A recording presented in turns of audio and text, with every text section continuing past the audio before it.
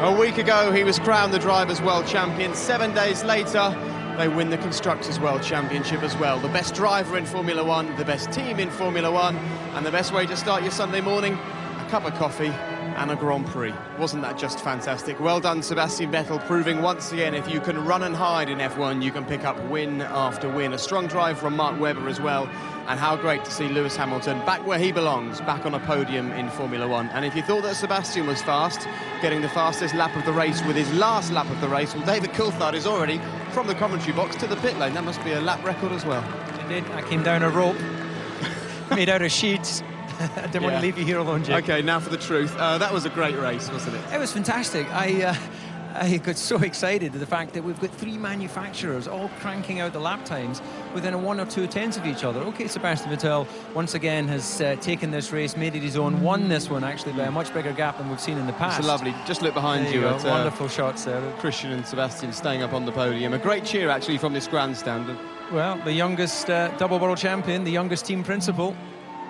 They know how to celebrate that moment, and a great drive also from Mark Webber, helping them secure this second Constructors' World Championship as well. And what was lovely about that race is not only did we have 3 or 4 different drivers fighting at the very front, but all on very different strategies, different tyres at different times. It was just a race that you couldn't take your eyes off for a second. Indeed, we expected going into this race, we heard these tales, the tyres couldn't get to lap 10 on the option, the super soft tyre, we couldn't get to lap 15 on the prime. In the end, instead of being a 3-stop, possibly 4-stop, this was definitely a 2-stop race. And then just watching the strategies unfold as the fuel burns off and the drivers come into their own. What could Fernando Alonso have done had he not spent so much time behind Felipe Massa? Who knows? You know, so many other stories that could be told further down the grid. There was a lot of great driving. And moment of the race. Okay, I give up. Yeah, right. Did he give up? That was a great bit of gamesmanship. Actually, in the last race, we heard Perez come on the radio at Sauber and say, "I've lost all the power," as he came around the final corner, tricking the team.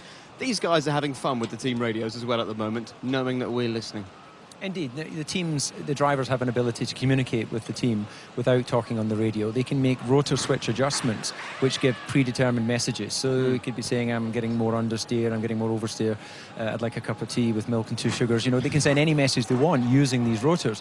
They only use the radio as a sort of confirmation, and they're all aware that we're listening to it. You know, Fernando Alonso sending that message in English. I know that they tend to use English as the language for Ferrari, but if he wanted to really send an emotional, I'm throwing in the white towel, then he could have said that in Italian and his engineer would have understood. Okay, talking of a towel, we have a man here that I think needs a towel. Not only that, he's also holding a trophy that means Red Bull are the Constructors' champions, absolutely covered in champagne. You weren't the only person up there. I saw the dignitary getting caught out. And that is it, Christian. That is the trophy that means you've picked up enough points today to be confirmed as the best team in Formula One. Well done. No, I mean, it was a phenomenal race for us, an exciting race.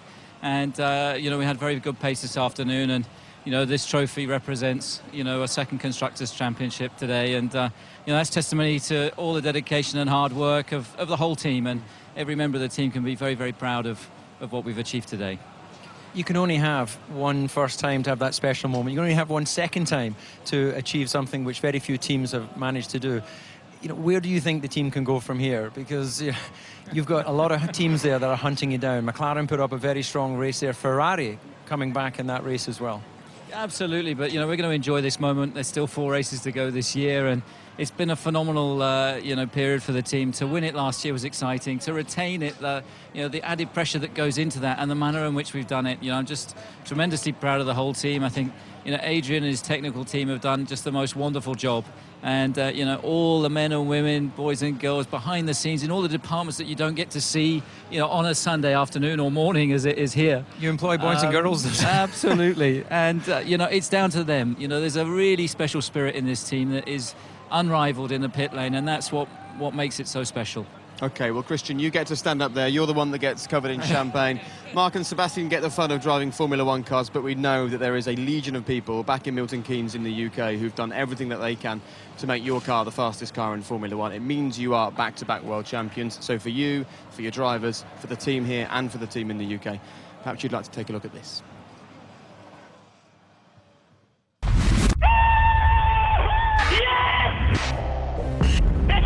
About. No matter how hard you try, you can't stop us now. Thank you, boy. Woo! What a race. No matter how hard you try, you can't stop us We keep on working. We do our thing. We are who we are. We're the renegades in this atomic age. This atomic age of renegades. Ring, ding, ding, ding, ding, ding. Since the prehistoric ages and the days of ancient Greece, walked down through the Middle Ages, planet Earth kept going through changes, and then the Renaissance came, and times continue to change. Nothing stayed the same, but they were always renegades. They are fighting for it. Mark, you need to maintain the gap. We're the renegades of funk. We're the renegades of funk. That was brilliant. Well, it was touch and go, but it was brilliant work by the Red Bull mechanics. We're the renegades of funk. We're the renegades of funk.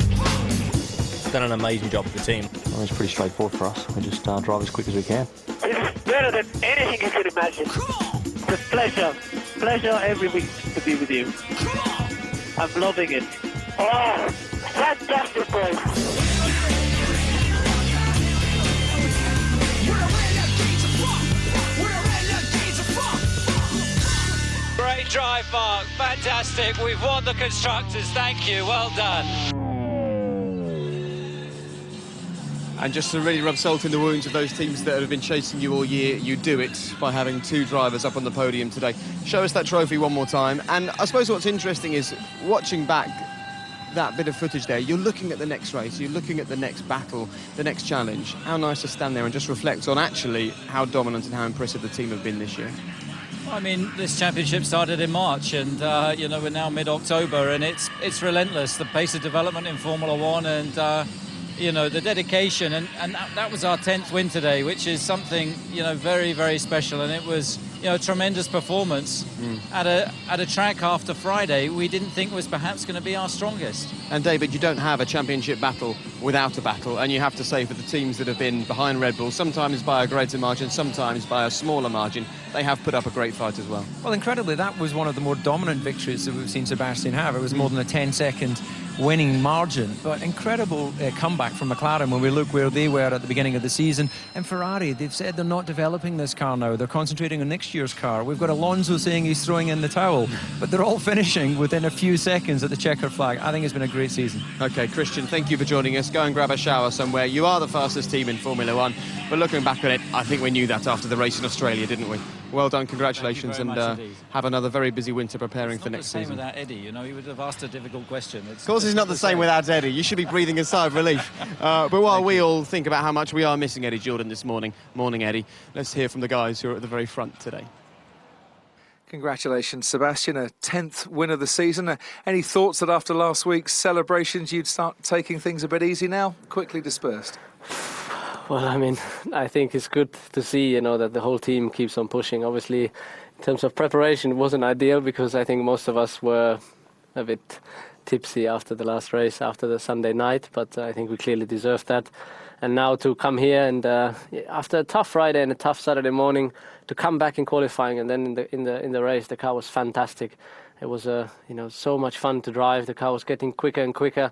When the safety car came, I didn't really need that, to be honest. Lewis came closer again, and yeah, I was struggling a little bit with the tires, but then the car seemed to stabilize and come back, and I was able to open a gap just before we had the second pit stop.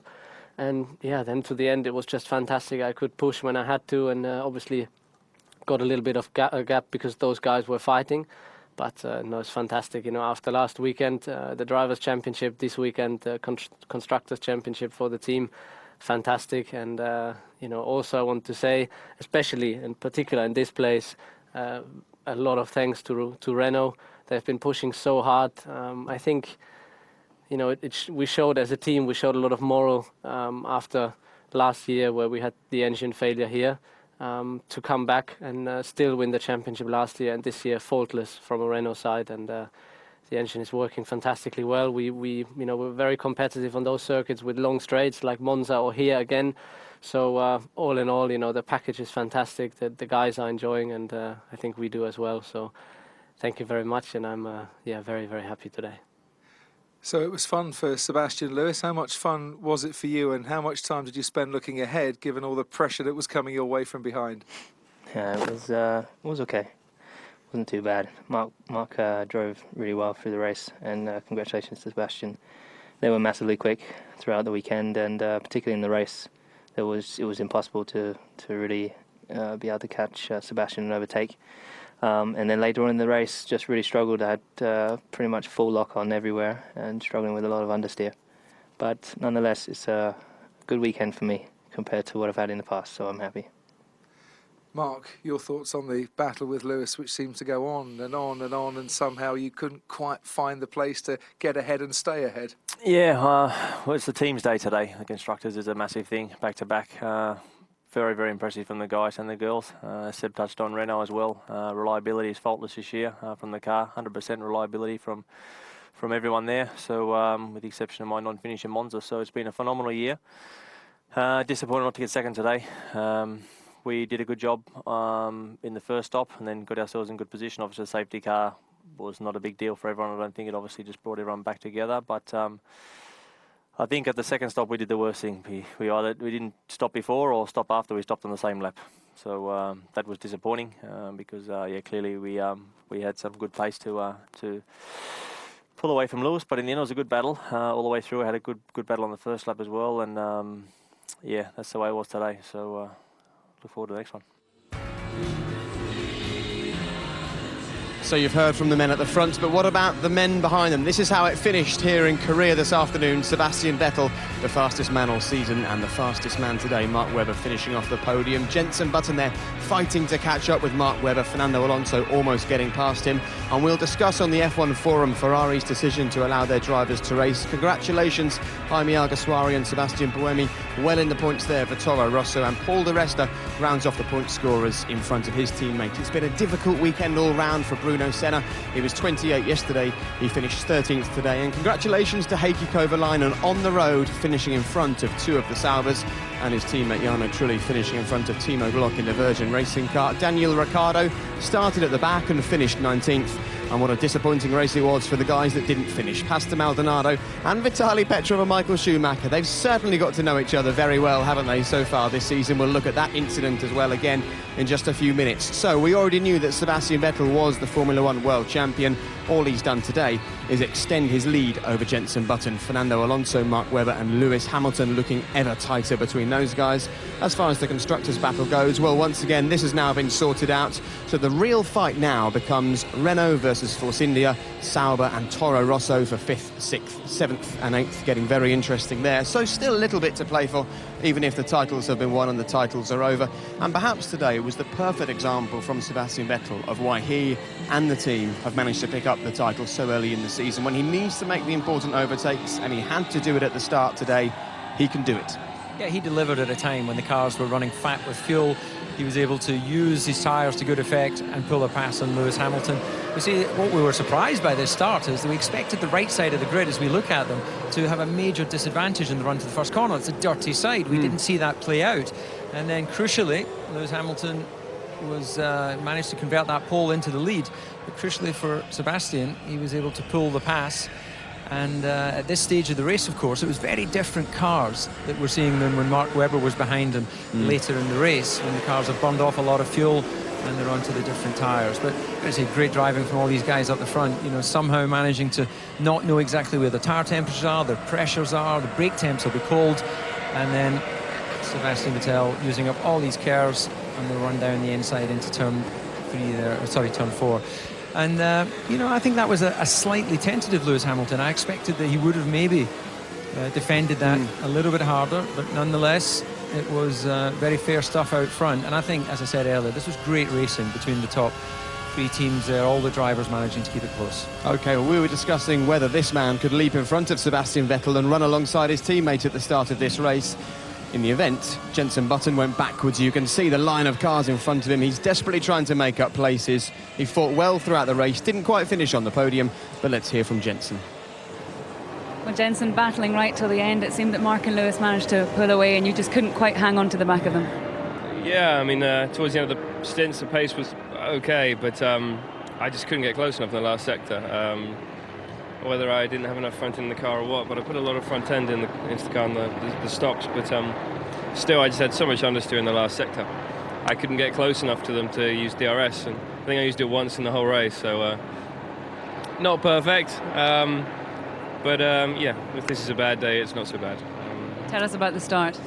Start was all right, and then I thought Mark was behind me down into turn 3. I don't know where Massa was, and I braked where I felt was correct, and it felt correct, and then I turned in, and there was a car there. I couldn't see him at all before I actually turned in, and then I was stuck on the outside and lost a lot of places. But I don't think it would have changed my race, even if I didn't have a bad start, or bad first lap, because I just wasn't quick enough today. And a bit of excitement in the pit lane alongside Nico Rosberg. Yeah. I mean, it's a weird one here because coming out the pits second is actually better because you get the DRS all the way down to turn 3. But he locked up coming out the pit lane, so I ended up going across the DRS line first. I don't think he did it on purpose. You don't plan a lock up. So I crossed the DRS line first. He got the DRS and got past me on the straight. So just a little bit unlucky with that one, I think, really. And you leave Korea with a smile on your face. Can you take positives from this weekend? It's not a great one, but it's better than last year. I struggled here a lot last year, so this isn't. It's not one of my better circuits. Yeah, I didn't have any more really. So 4th was it. Couldn't get close enough to use DRS, so 4th was it. So yeah, a bit disappointed, but we'll go back and look at the data and look at the reasons for it. A strong race by Jenson, a strong finish to the year by McLaren, but this is the fastest car in Formula One, and if you take a look at that wheel there, you can see the reason why it's covered in bits and pieces is because the aim is to make sure that at the end of the race you cover those wheels and tyres in as much debris as possible to make the minimum weight. So Jenson fighting to have a car as fast as that. Michael Schumacher fighting to keep out of Vitaly Petrov's way. Almost every race this year, these two have been getting friendlier and friendlier. So frustrating for Michael. Yeah, and he was the innocent victim there. He did absolutely nothing wrong with the positioning of his car. We can see Vitaly goes around the outside of Fernando Alonso. He's got a massive overspeed, defends to the inside. Gets so distracted by that, as did Alonso, it has to be said.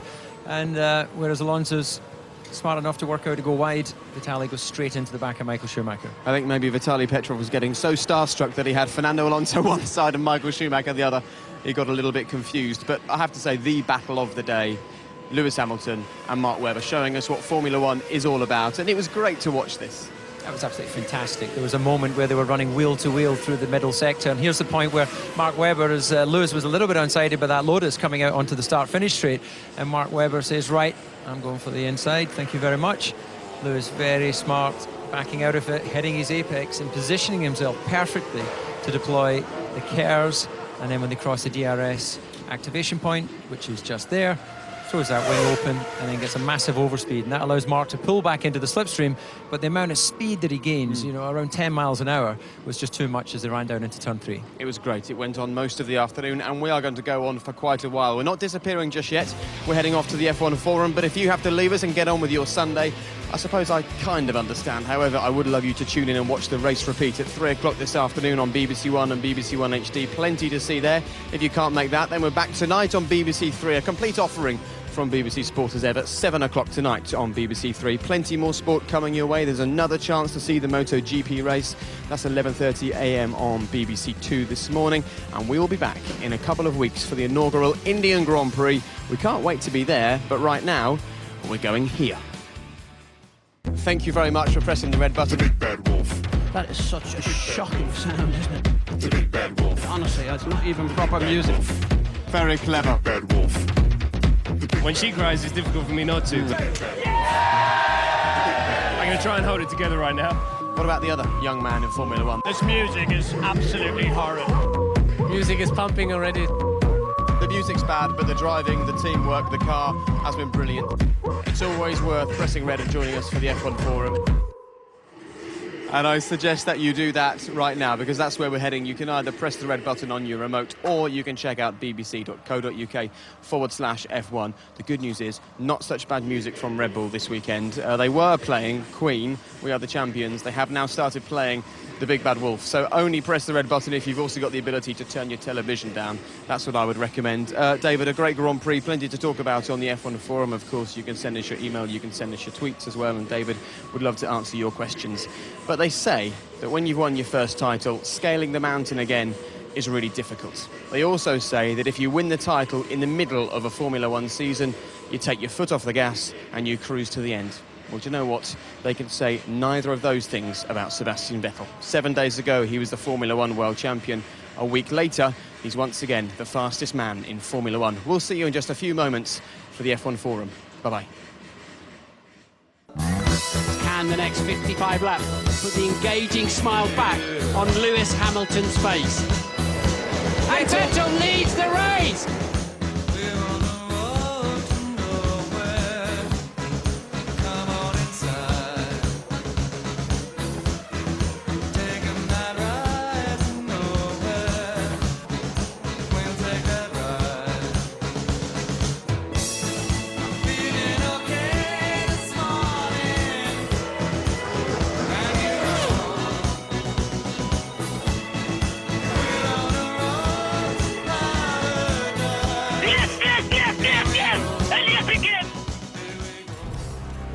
Next time on Formula One, round 17, India.